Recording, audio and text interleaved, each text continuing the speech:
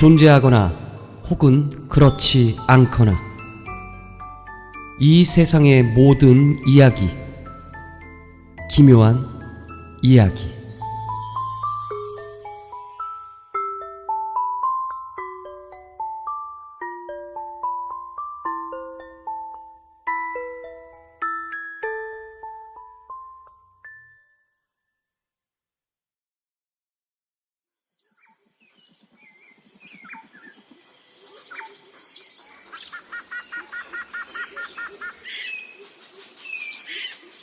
청년은 한국에서 온 사진작가를 데리고 숲으로 들어갔다. 여기서부터는 배로 이동해요.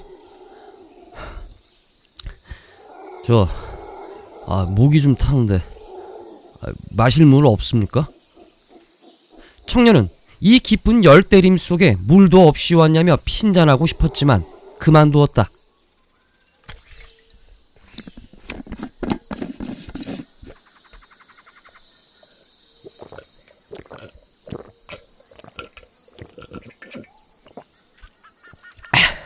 한국이랑은 달라요.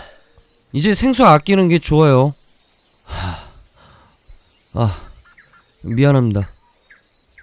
앞으로 1시간쯤은 카메라 조심하세요. 물살이 세니까. 사진작가 준성은 현지 코디라는 남자의 손을 잡고 조심스럽게 뗏목에 올랐다.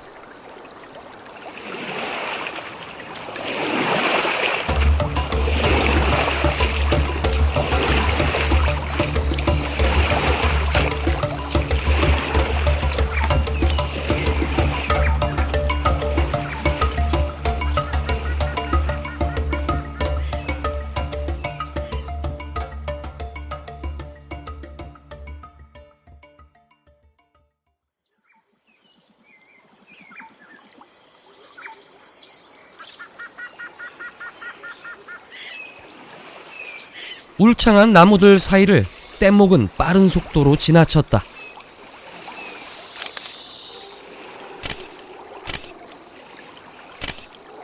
청년은 가끔 좋은 뷰 포인트가 나올 때마다 손가락으로 가리켰다. 하지만 준성의 카메라는 움직이지 않았다. 대신에 지훈 눈에는 신기할 것 하나 없는 평범한 것들에 카메라를 들이댔다. 어떤 사진 찍으세요? 사진작가라더니 일반 촬영팀과는 다르다는 생각에 청년이 물었다. 잡지에 실을 것들을 찾고 있어요. 청년은 어떤 잡지에 어떤 주제냐고 물으려다가 관두었다. 어쨌든 자신은 이 임무를 해내고 대가를 옳게 받으면 그걸로 끝이었다.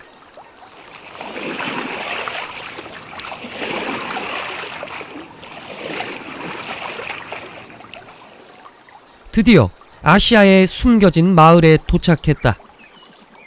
마침 강가에 나와서 진흙을 채취하던 아이들의 모습이 보였다. 여긴 아이들이 진흙을 채취하면 여자들이 그릇을 빚어서 구워요. 준성은 부지런히 카메라에 그 모습을 담아냈다. 아이들은 카메라 쪽을 힐끗 보더니 쑥스러운 듯 키득거렸다.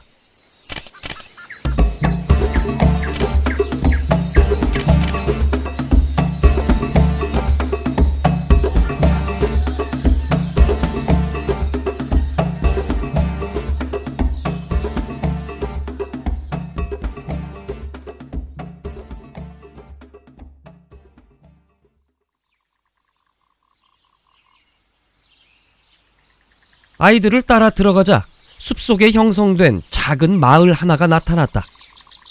열대의 기후답게 나무 기둥을 세워 공중에 띄워 지은 집들이 옹기종기 모여 있었다. 많이 보셨죠? 여기도 뱀이랑 벌레 피해서 저렇게 땅에서 띄워서 집을 지어요. 하얗고 긴 수염의 남자가 준성에게 다가왔다. 앞니가 여러 개에 빠진 듯한 입으로 말을 할 때마다 숱이 적은 수염이 따라 움직였다. 여기 족장이에요. 준성이 최대한 예의를 갖추어 악수를 청했다. 그러자 그가 목에 주렁주렁 걸려있던 목걸이 하나를 빼서 준성에게 걸어주었다. 한국에선 본 적 없는 투명한 돌멩이로 만든 것이었다. 손님 환영 의식이에요. 지훈의 지도에 따라 준성은 족장 앞에 한쪽 무릎을 꿇고 손을 바닥에 펼쳐 보였다.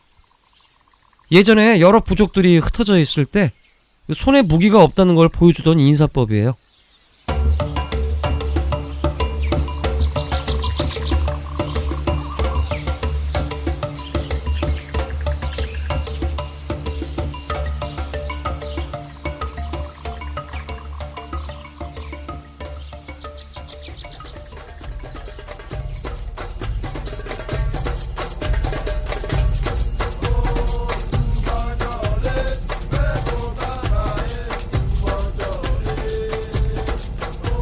밤이 되자 문명에서 걸어 들어온 남자를 향한 환영식이 펼쳐졌다. 가릴 것만 대충 가린 여인들이 커다란 잎에 싸서 쪄낸 뿌리 열매를 부지런히 내왔다. 모닥불 너머로 현란한 손놀림에 의해 리듬이 만들어지고 있었다. 그을린 피부, 적당한 근육, 군살 없는 작은 키의 남자들이 준성에게 술을 건넸다. 건배하는 법 제가 전수했어요. 호디가 잔을 들어 준성과 잔을 부딪혔다. 칭찬을 바라는지 그가 준성을 향해 씩 웃어 보였다. 준성은 말없이 잔에 담긴 술을 한 모금 마셨다.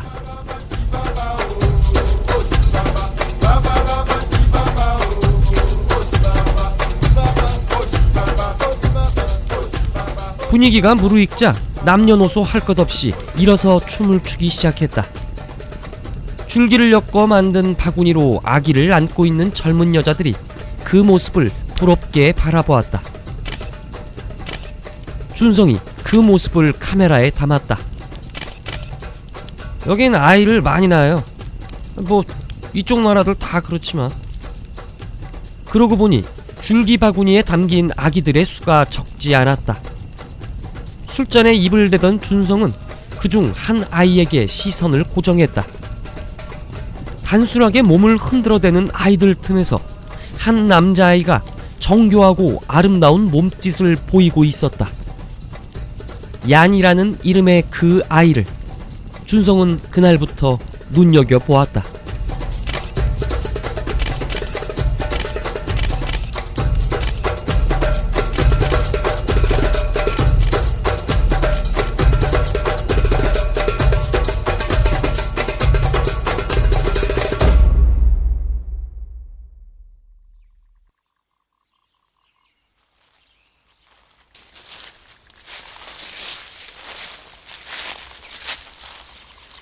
여기선 뱀이나 벌레 조심해야 돼요. 독 있는 놈들이 있어요. 그 독 때문에 죽은 사람도 많다고 지훈은 덧붙였다.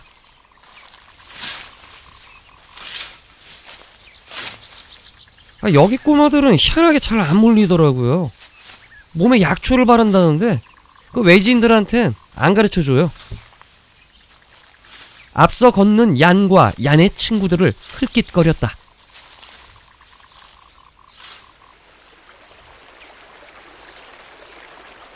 아이들이 이끄는 대로 가자 졸졸 흐르는 시내가 나타났다.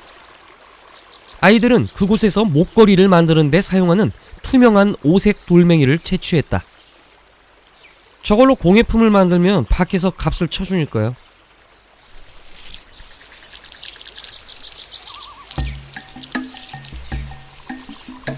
돌멩이를 채취하던 아이들 틈에서 갑자기 얀이라는 소년이 살며시 일어섰다.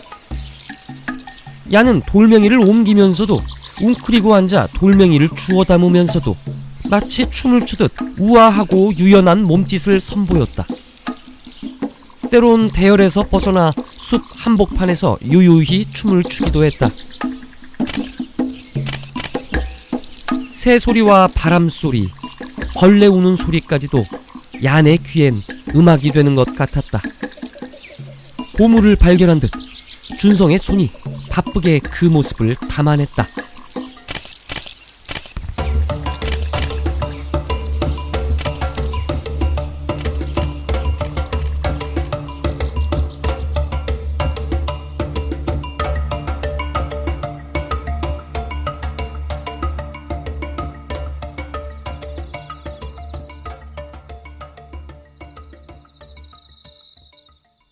그날 밤 준성은 얀의 집에서 머물렀다. 12살의 얀 아래로 올망졸망 아기들이 넷이나 더 있었다.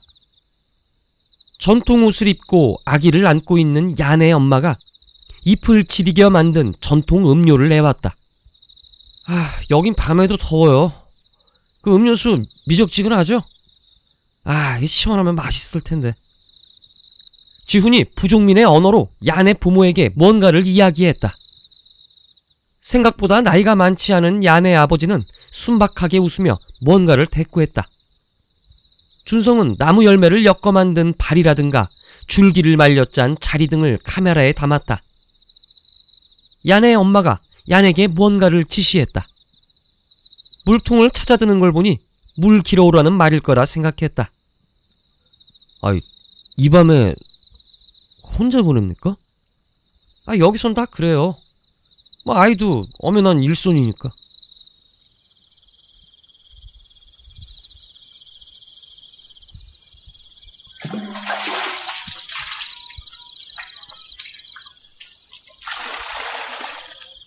마을 어귀에 있는 우물에서 물을 퍼담는 얀의 손이 능숙했다.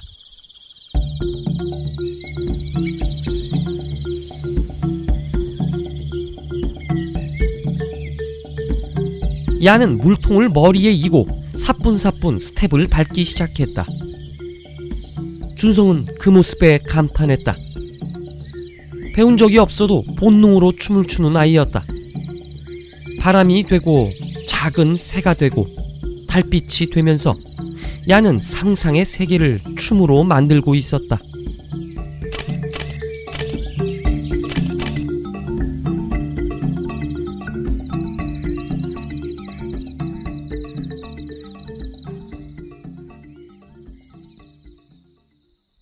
얀은 재능이 있어요. 그 도시에 데려가서 무용을 가르쳐보라고 좀 전해주세요. 지훈은 준성을 물끄러미 바라보았다. 여기 평화로워 보여도 먹고 살기 치열해요. 이런 깡촌에 두기 아까운 아이라서 하는 말이에요. 얀의 엄마가 한 발로 짜던 자리를 눌러 고정하고 아이에게 젖을 물렸다. 지훈이 아내와 함께 자리를 짜던 얀의 아버지에게 부족민의 언어로 무언가를 말했다. 아버지는 고개를 끄덕였다.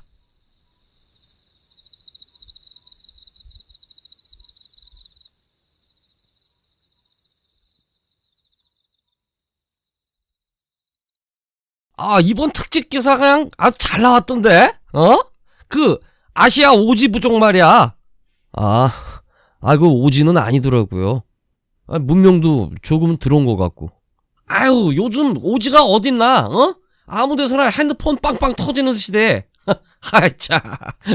편집장이 잡지를 넘기며 웃었다.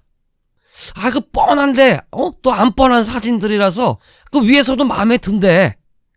공예품을 만드는 사람들, 아기를 바구니에 담아 안고 일하는 여자들, 마주 앉아 담배를 피우는 아이와 노인, 작은 짐승을 사냥하는 남자들.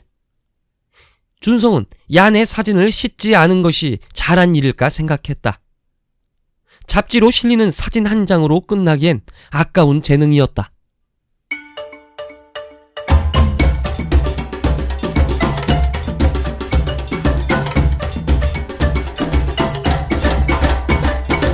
얼마 후 세계적인 스포츠웨어 브랜드의 새 지면 광고에 준성이 찍은 사진이 등장했다.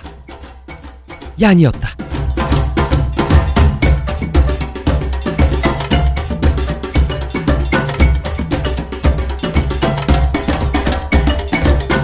날아갈 듯 춤을 추는 자유로운 그 모습이 보는 사람들에게 신선한 충격을 주었다. 반응이 좋자 브랜드의 제품 기획팀에선 얀의 사진을 제품에 담아내자는 의견이 나왔다. 사진 잘 풀렸다며? 잘됐어. 이번에 특집 기사 그 촬영 갔다 찍은 거야? 그래. 잡지보단 크게 낫지. 그 특집 기사에 안 맞길래 빼놓은 건데. 이렇게 잘 될 줄 몰랐어요. 그리고 돈 문제는 미리미리 확실히 하라고. 자신의 작품이 세계적인 제품에 찍혀 나온다니 수많은 사람들이 그 사진이 전사된 제품을 사용하게 된다니. 큰 행운을 얻었다는 행복감과 성취감이 열대숲을 헤매고 벌레에 쏘이던 기억을 밀어냈다.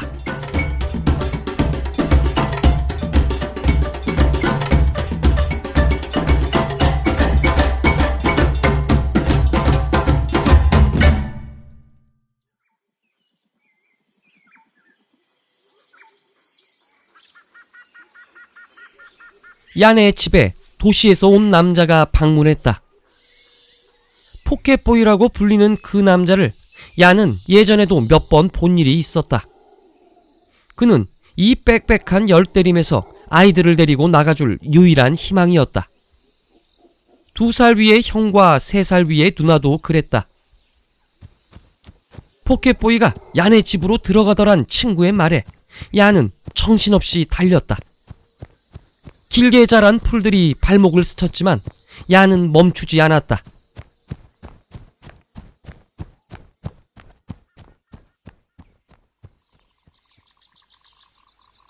그 돈은 얼마나?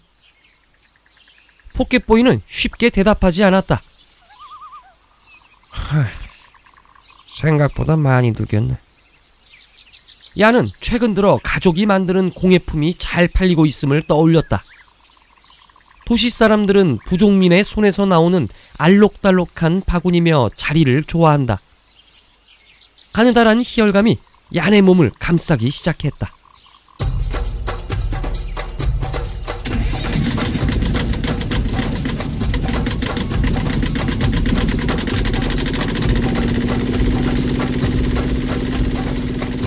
야는 포켓보이를 따라 나섰다. 그가 타고 온 배에 시동이 걸리자 친구 하나가 달려왔다. 많이 배워서 꼭 다시 와. 친구가 환한 미소와 함께 내민 것은 구슬 2개였다. 물가에서 주운 오색 돌멩이를 동글동글 매만진 것이었다. 하나는 야네 것, 하나는 작년에 도시로 떠난 누나의 것이라며 전해달라고 했다.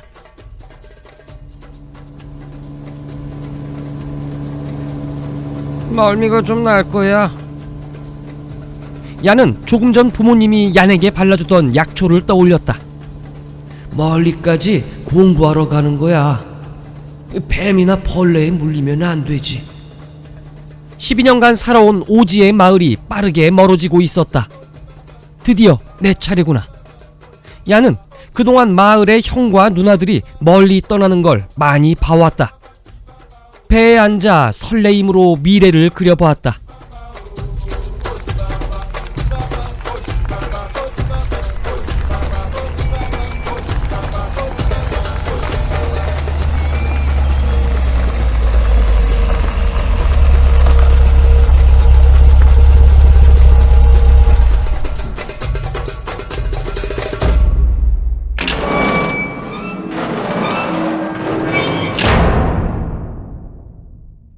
긴 여정이었다. 야는 도착하자마자 잠이 쏟아졌다. 풀을 엮어 만든 자리가 아닌 제대로 된 침대가 낯설게 느껴졌다. 깊은 잠 속으로 빠져들면서 야는 수많은 사람들의 환호 속에 춤추는 자신의 모습을 상상했다. 나비처럼 날아오르는 발끝이 아름다웠다. 잠결에 미소가 떠올랐다.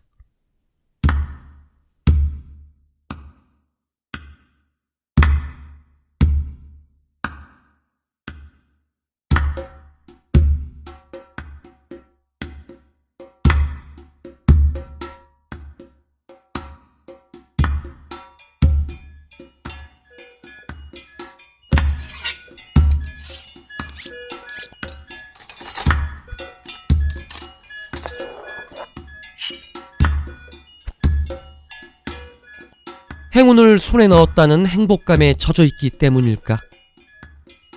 잠은 달콤했다. 야는 자신의 망막과 피부와 장기가 분리되고 있다는 생각은 꿈에도 하지 못했다. 야의 몸을 이루었던 것들이 소중한 보물처럼 다뤄지고 있었다. 수술이 이루어지는 동시에 이미 흥정한 대로 밖에선 거래가 이루어졌다. 얀이 고향에 있을 때 단 한 번도 듣지 못한 큰 액수였다.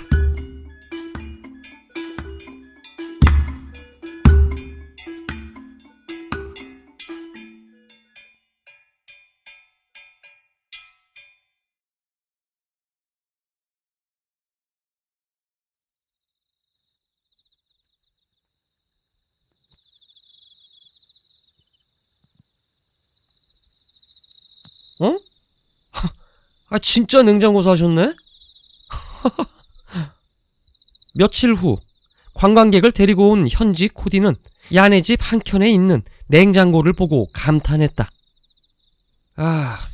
입에 풀칠하기도 바쁘다더니. 야네 부모는 셋째 아이를 도시에 보낸 대가라며 흡족한 미소를 지었다. 아이들은 아직 많으니 살림은 더 늘어날 것이다.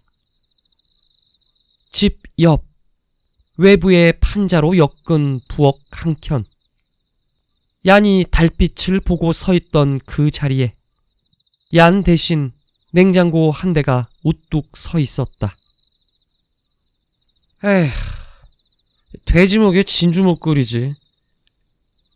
그래도 시원한 음료를 대접받을 것을 생각하니 지훈 역시 기분이 좋아졌다.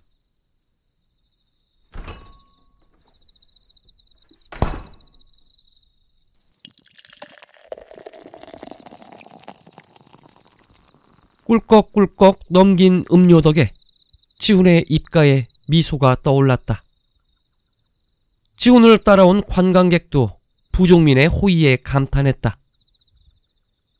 관광객의 티셔츠에 전사된 춤추는 소년 역시 기쁜 듯 미소 짓고 있었다. 물론 그 미소는 사진을 뚫고 나오지 못했다.